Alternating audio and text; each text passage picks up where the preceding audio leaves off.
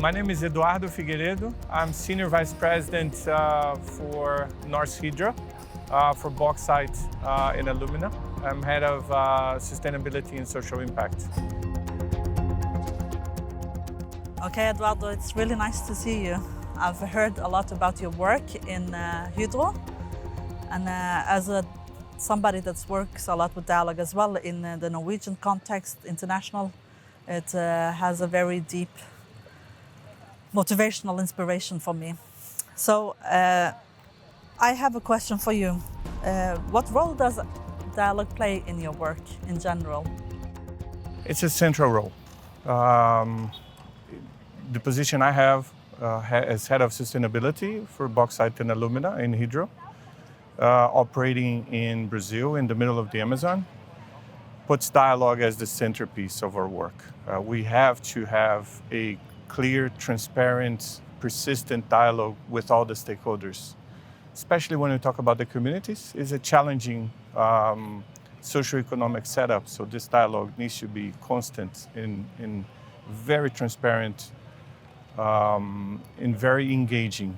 So it's a central role. Can you tell me about one of these dialogue meetings or dialogical experience that had changed you or had the impact on you? Yeah, I have several examples, but I'm a biologist by training. So to operate in the Amazon means a lot to me because of the whole biome, right? And so when I started to operate there, to work there in the extractivism industry, bauxite for aluminum, it really matters to me that Hydro is a company with strong values. Still, the dialogue with the community especially, it's very complicated because we're a company extracting minerals in a territory, in a land that belongs to them. And I think the sense that I make is that, in the long run, with a company like Hydro, I can make a difference. And to be honest, the point in time where it really touched me is when some leaders of the communities that were angry with us, 4 years ago, they came to me and we had a meeting where they told about the difference that we were actually making with this kind of dialogue. And they went from extremely critical to us to, we're still critical, but now we understand how we can cooperate here. So this really made me feel, okay, there's a meaning to this. That's important to me, Can you explain a little bit, how did the need for dialogue start? Where did it start?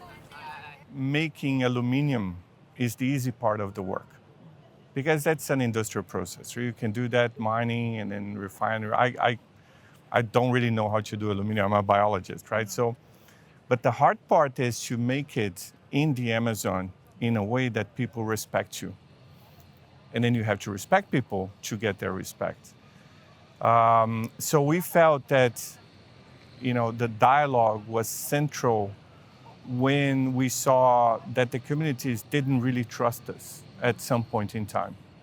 And then when we call them up and say, no, well, this is our story, they said, no, we don't trust you. You're not Brazilian. I'm Brazilian, but the company is not Brazilian. No. So they said, what you're doing here, you're taking values that belong to us in our territory, and we don't acknowledge you, we don't recognize you. So that's when we saw there's no way that we can operate here in a responsible way in not having the dialogue, because the dialogue is about, communication among humans is extremely difficult, right? Because I have to get what's in my mind to your mind, and usually I don't get the right message through. So the first thing, we had to know the territory, who lives there, what they do, why they expect us to do something, what's the dynamics and everything. So we did build this very robust technical team to do that with people from the area, to teach the company, not me per se, but to teach the Hydro This is the community. This is what they do. This is what they feel about us. And that's the basis of the dialogue. So really in 2018, when I joined Hydro, we were already going through, we need a very robust team. We need a strategy. We need the values there every day, because the dialogue is really what's going to make us operate, have the social license to operate in the Amazon.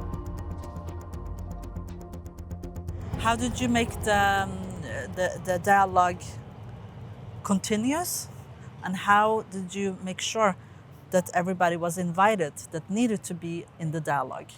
So every quarter we have a meeting between the leadership and the leaders of the community. That's on a regular basis. When, in the beginning it was really tough. It was, aggressive and everything. But persistence gave us the stability. Now they know we're going to meet every quarter. So if there's something that they want to discuss, they go, okay, I need to understand how you do that, so that I can understand and criticize when I have to criticize. So that was a structure that really helped us work through. Now we feel that the trust is really something that's becoming embedded in our relationship. Obviously, it's not perfect. We still have a lot of challenges and everything, but I would say it's mutual respect now. If you think about one good question that they raised, one question that was formulated in such a way that took you a little bit off guard, let's say. I think the question that took me off guard was, why do we want to do this, right? And because we have a mine, and then we have a refinery, and we have a pipeline, 240 kilometers. And by the way, it's the best way to move bauxite to the refinery because you don't have trucks, less CO2. And so for us, it's an incredible asset, right? It's in terms of sustainability, it's the best operation that we could have. But still, it goes through their territory. And then we're saying, we want to listen, we want to work with you, we want to be good neighbors. And say, yeah, but why do you want to be good neighbors with me? And it's not because of the pipeline, because I don't care about your pipeline. So I think in the end, the underlying question is, are you going to stay here for a long time, or are you just here because you want to operate? This for 1 year, 2 years, exactly. And then leave. This is what they want to. And this was an extremely hard question. So it's been, a year and a half, 2 years already, we have a project with them. That's when they start to, you guys are not going to go away, once you have the relationship fixed. So it takes persistence. But that was an incredibly good question. We don't take you for face value. You need to prove that, you mean what you say when you say you're for the long run. And it's not the company, it's the person. So I have to go back there. It's you that's for the long run, not the company. In what ways can dialogue with the local community contribute to Hydro's long-term business strategy? So our bet here is that if we do the right thing, not only will we impact the world in a positive way, but there will be a place in the future markets that recognize this kind of operation. So we're playing for the future. And this is where the building trust with the communities can give us a competitive edge. We're not selling aluminum, we're selling low carbon aluminum and with the responsible mining in the Amazon. So if we do the right thing here, we can have a positive impact to nature and to people. How do you promote dialogue in different contexts? To promote dialogue, we need, it's a very hard work, right?